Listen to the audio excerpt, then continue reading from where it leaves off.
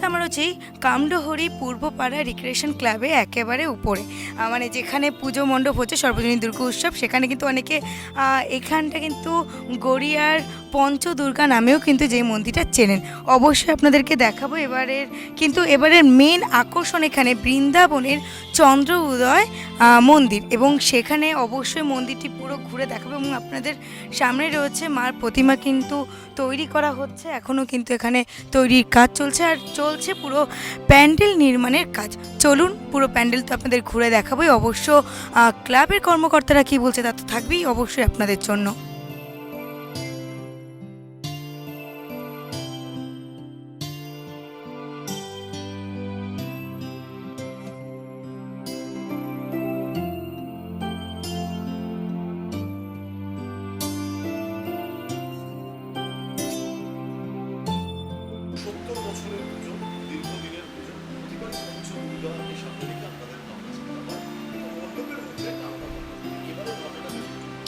এবারের আমাদের ভাবনা হচ্ছে বৃন্দাবনের চন্দ্রোদয় মন্দির, যার হাইট হচ্ছে 90 ফুট।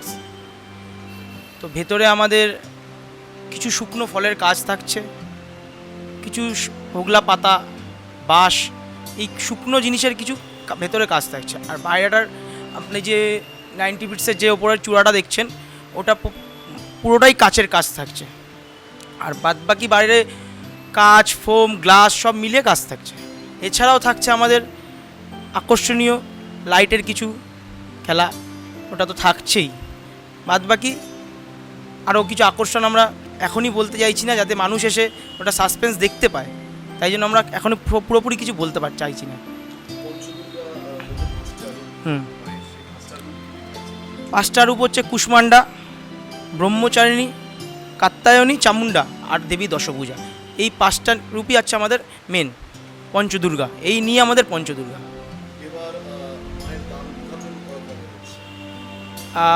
সম্ভবত আমাদের মাননীয় মন্ত্রী অরূপ বিশ্বাস মহাশয় আমাদের দ্বার উদ্ঘাটন করে, উনি সম্ভবত 4 তারিখে ডেট দিয়েছেন, সম্ভবত 4 তারিখেই আমাদের দ্বার উদ্ঘাটন হবে।